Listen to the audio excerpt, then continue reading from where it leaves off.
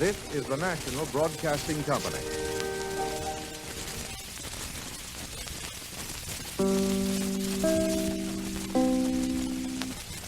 WENR, the voice of service in Chicago. WENR now leaves the air in favor of WLS, whose programs follow immediately.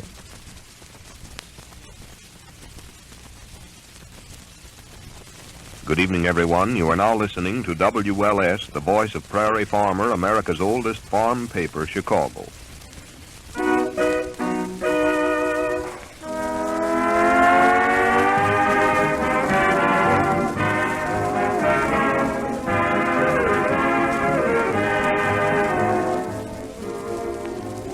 The makers of Johnson's Wax present another polished period of music and merriment with Rico Marcelli's orchestra, Lynn Martin, Audrey Cole, the Johnson Merrymen, and Marion and Jim as those hucksters of hilarity, those heterogeneous horizon hunters, Fibber, McGee, and Molly.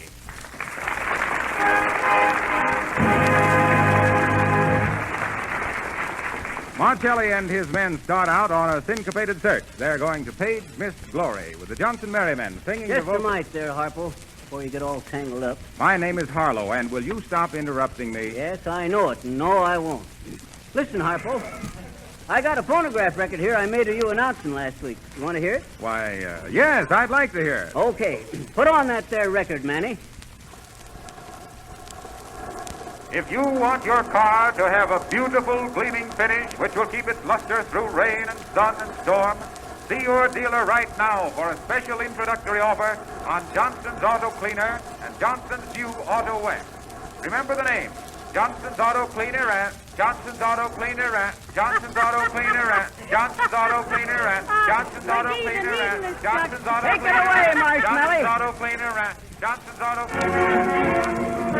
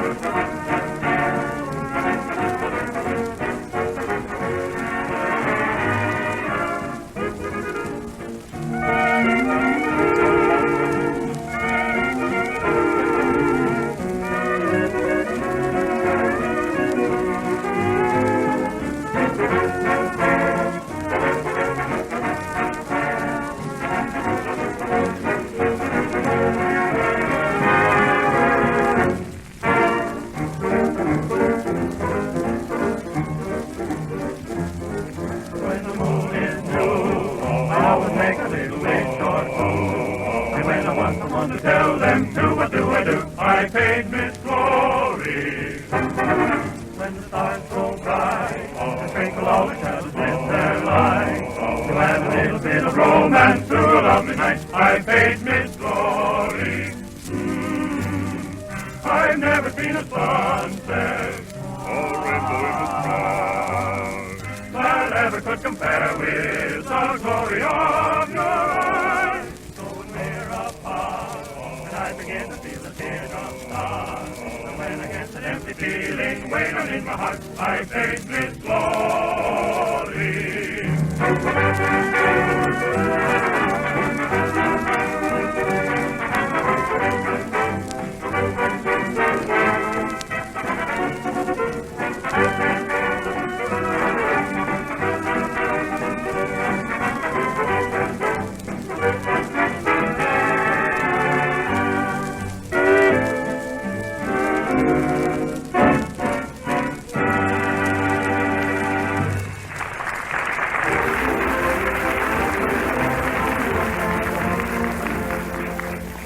Now back to Highway 79, where Fibber and Molly are cheerfully chugging past a house with a sign in the window. A sign that says Palmistry.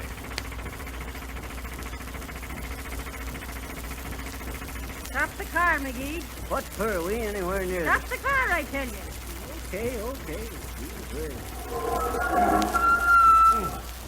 Gotta get them brakes fixed.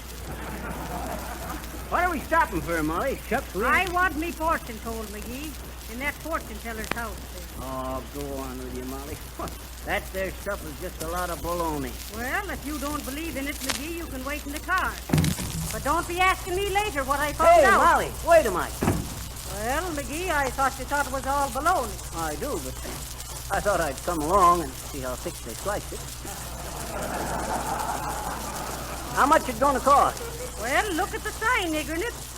Madam Astralo. Oh, yeah. Ham's red, horoscopes cast, stars red with the future foretold in love, marriage, and business. 50 cents. Shucks, she probably don't even know when it's gonna rain. Oh, be quiet, McGee. Don't be always scoffing at what you don't understand. My, I hope this Madam Astralo is home.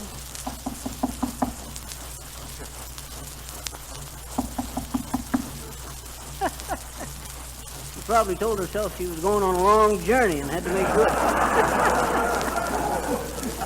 Hush, McGee. She's in a trance, she is, maybe. Trance, huh? I should have sent her a wire and told her to save the last trance for me.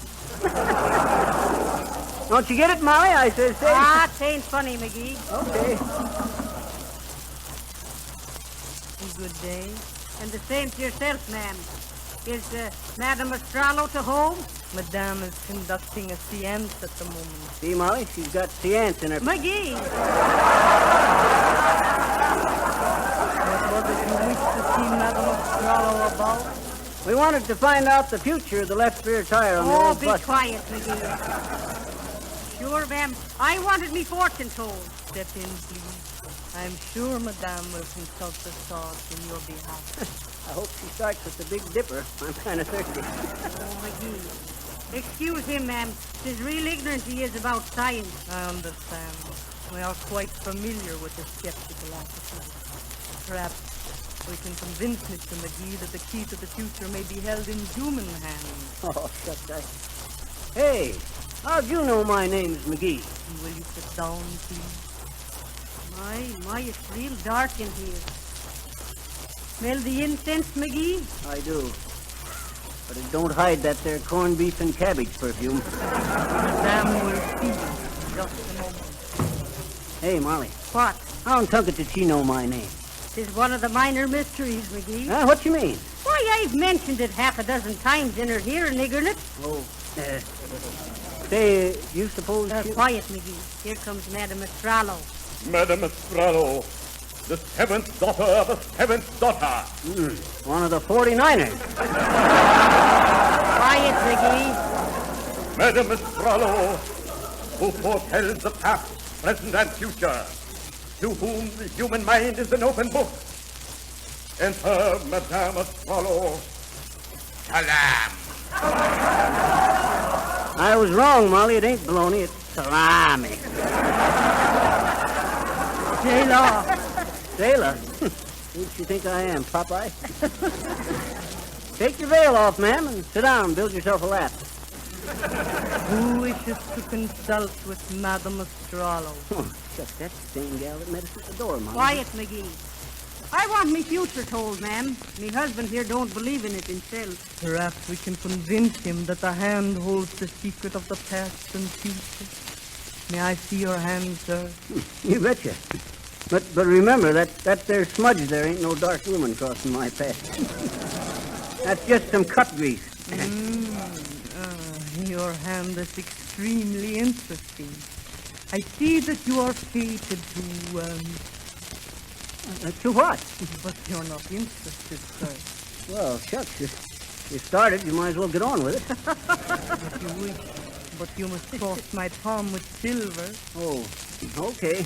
But if it ain't right, I'll cross the street with a copper. McGee. He'll do nothing of the kind, ma'am. Go on with the fortune. Here's 4 bits. Now, what was you saying? I see by the line of Mars, in conjunction with the base of Saturn, that you've been a wanderer, a traveler. But your journeys are drawing to a close. Is that so? Well, what's going to happen then? Sure, we was planning on driving through California and Mexico through the winter, ma'am. Yeah. You mean we won't? It is not written. I see you in a frame building, a home.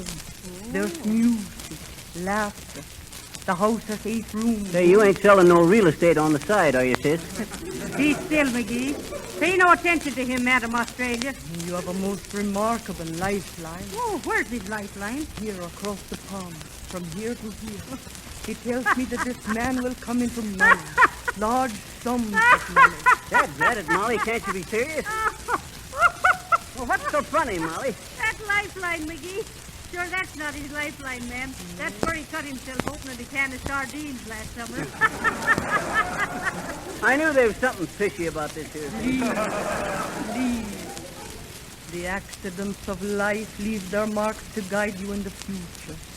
As for the line of Jupiter and Venus, I see a man with dark hair. You mean a dark man getting in my hair? That's Harpo, Molly. Now I shall consult my crystal. Hey, did you ever try Johnson's auto cleaner to polish up that there glass ball, lady?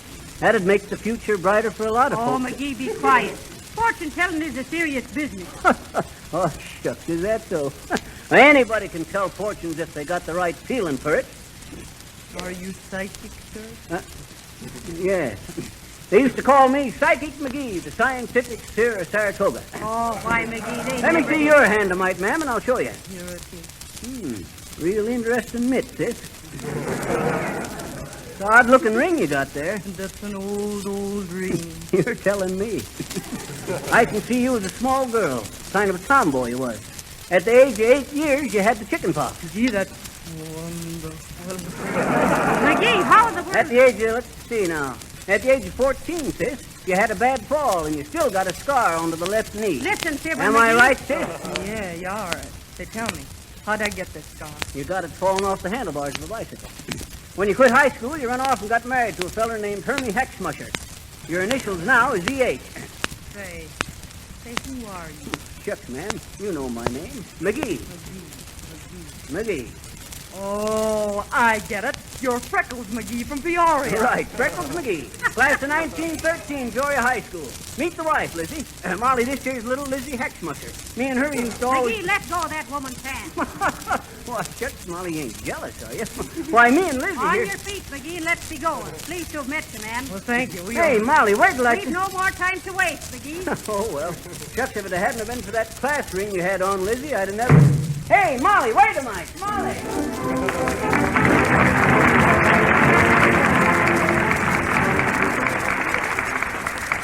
Well, it looks as though everybody around here is going psychic. Even little Lynn Martin, our pinpoint prima donna, is going to tell us about every little moment. Lynn Martin.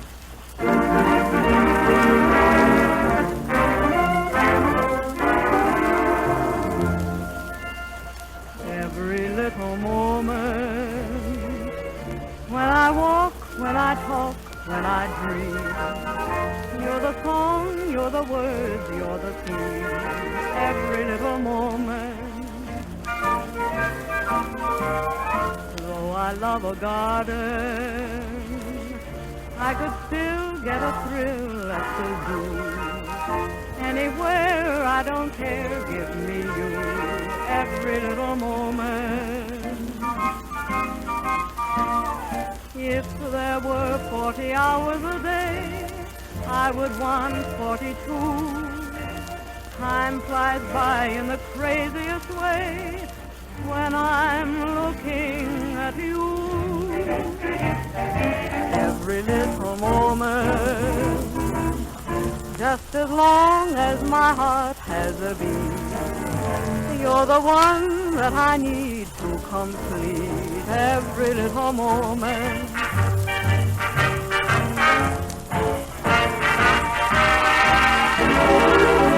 When I walk, when I talk, when I dream, you're the song, you're the words, you're the theme, every little moment.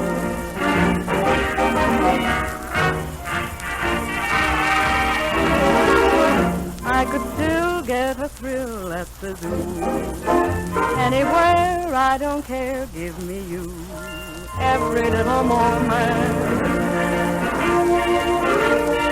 If there were 40 hours a day, I would want 42. Time flies by in the craziest way when I'm looking at you. Every little moment. just as long as my heart has a beat. You're the one that I need to complete. Every hour of the day at 9 or 4 or 7, you're the top, the one I need. You're my idea of heaven. Every little moment.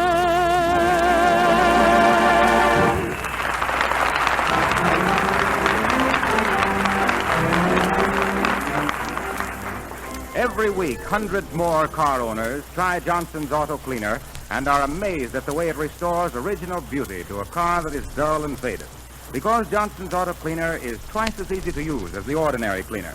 It's entirely new in principle, a creamy white liquid that is quickly rubbed over the surface of your car, dries in a few minutes to a soft powder. And when you wipe off this powder, off comes all the dirt, grime, and dullness in the twinkling of an eye. Behold your car gleaming like new. And further, Johnson's Auto Cleaner positively will not harm the finish. It does its work without the use of harsh abrasives. Try it. You will be amazed at the complete transformation of your car. Now we're going to put in a call for Audrey. Yes, sir, little Audrey Call. Martelli's feature violinist, who will play her own original transcription of When a Gypsy Makes His Violin Cry.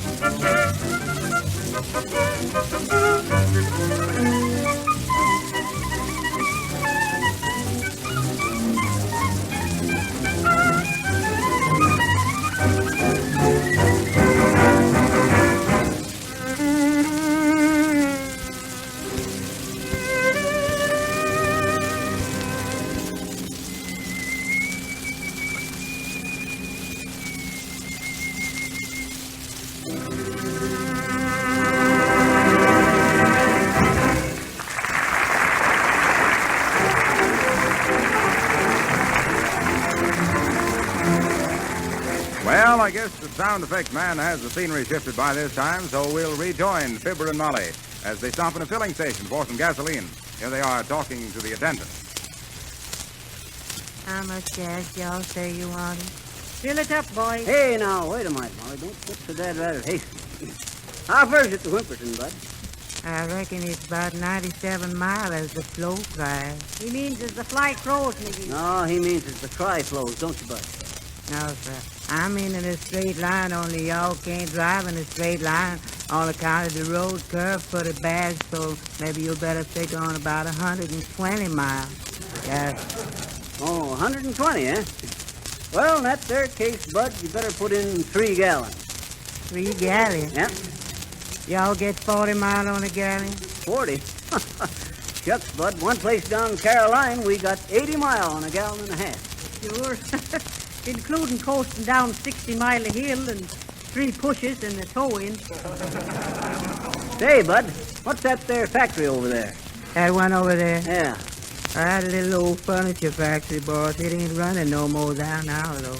Oh, I wonder if that's one of the factories I put out of business. Oh, now, McGee, you never... Is you a furniture man, boss? You betcha. Sure. You should see him go to work on a dining room table. You betcha I'm a furniture man, Bud. Used to have a furniture farm up in Washington State. Furniture farm? Yep, furniture farm. Used to raise furniture for the whole state of Washington. Used to call me Woodwork McGee, the walnut wizard of Walla Walla. Woodwork or wouldn't work, McGee? Just a minute, mister. Y'all say you raise this here furniture? Yep. You believe it? You see, Bud, I discovered one day that if you carve a walnut into the shape of a chair or a table or something, then plant it under the right conditions, in 4 years' time you'll have a full-grown chair or table or whatever you carved it into the shape of. Is that so? Yes, sir, Bud. I had me a 200,000-acre farm all planted in furniture. I had me a nice crop of piano stools one year, so the next year I plant kitchen cabinets. Crop rotation. I suppose you planted thatch weights to raise windows, McGee. Nope. And I remember I had me a bad time trying to match walnuts. Match walnuts? Yep. You see, I had to get walnuts exactly the same size, weight, and shape, so as I could carve them and plant them for twin beds. Even then, you never knew when you'd plant a Queen Anne chifferobe and have it come up 4 years later as a Louis XIV bookcase. Oh, well, I suppose every business has its risks. You mean all you had to do, boss, is go out and galley yourself a van load of furniture? All finished and everything? Yep. Oh, of course, we had to cut off the roots and leaves and give it a swipe with the dust cloth. How'd you keep the finish on them in the ground all that time, McGee? Used to take me a hypo needle and inject 2 drops of Johnson's wax into every walnut. Oh. It was all walnut, boss? Yep, all walnut. Well, sir, I'll never forget the time back in 1908, no, 1910, no, 1908, or was it? No, it was, let's see now. Cutthroat Cammon's peanut stand blew up in 1909. Shortwave Jackson got that there message from Mars in 1908. Well, let's say it was back in 1907. Well, say, wouldn't it be more fun to pretend it never happened at all, McGee?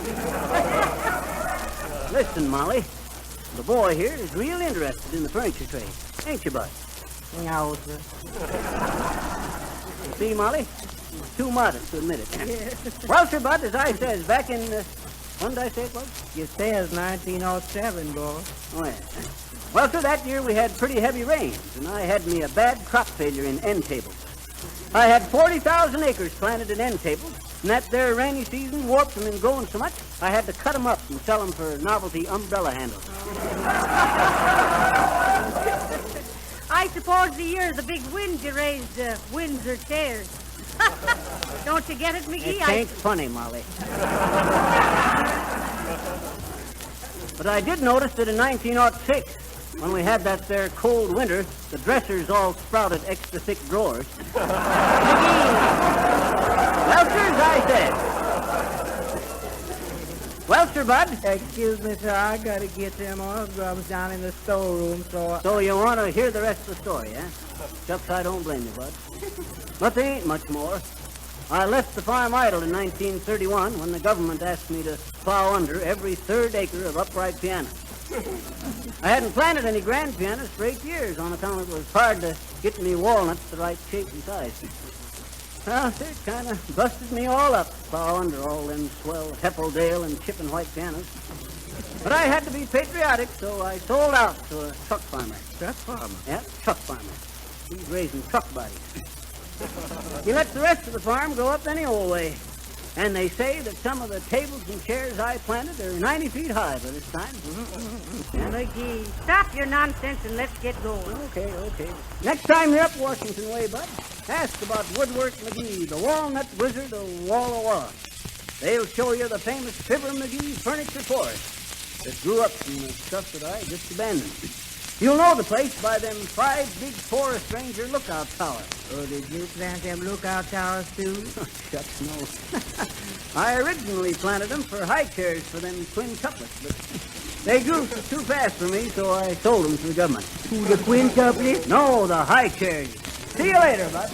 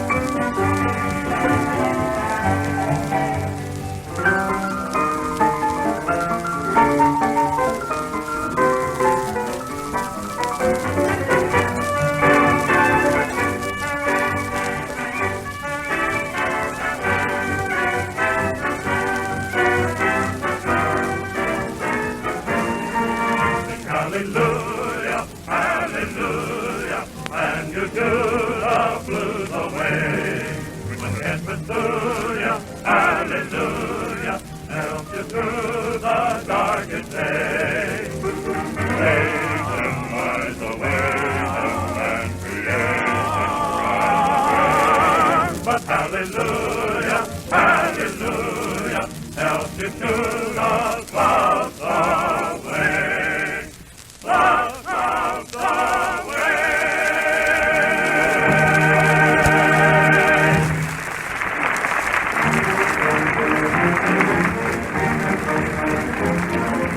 That was Martelli and his Tempo Tycoons giving you Hallelujah with the Johnson Merrymen unloading the lyrics. And if we may say so, you'll go slightly lyrical yourself when you see your car gleam and glisten under a shiny protective coat of Johnson's Auto Wax. A moment ago, I told you how to clean your car with Johnson's new easy-to-use auto cleaner. Let me tell you now very briefly how you can keep it that way and why you should protect the finish of your car with Johnson's new Auto Wax. Wax, you know, gives the finish a hard, protective coat that keeps off the rain, dirt, and road grime and prevents destruction by the summer sun. An occasional rubbing with a cloth over the wax finish, and your car stays gleaming for months. Here's why you'll like Johnson's Auto Wax once you try it. First, it's easier to apply. It saves work. Second, Johnson's Auto Wax gives longer-lasting protection. Third, it saves many car washings. And fourth, it greatly increases trade-in values.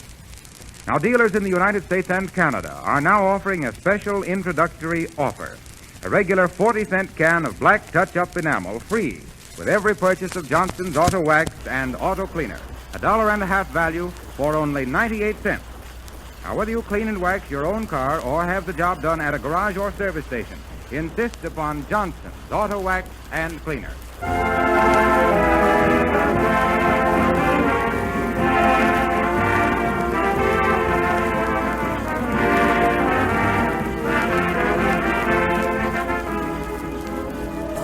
Don't forget now, tally with the dials next Monday night at this same hour for another half hour of Holcomb and Hotshot. Remember, Monday the 19th for the 19th night of nifty notions and neat numbers. Yes, when folks, next Monday, me and Harpo here will... The name is Harlow. Comprenez-vous?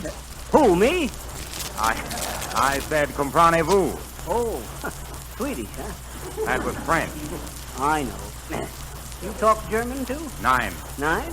9. 9 what? 9 words. Johnson's Auto Cleaner positively will not harm the finish.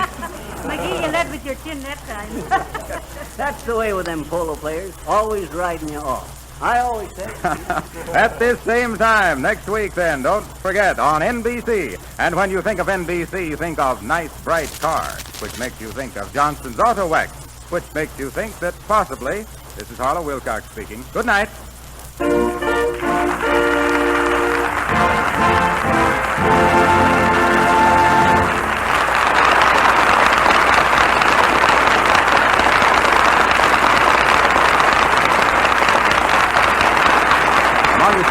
heard on our program tonight were Take It Easy from Every Night at 8.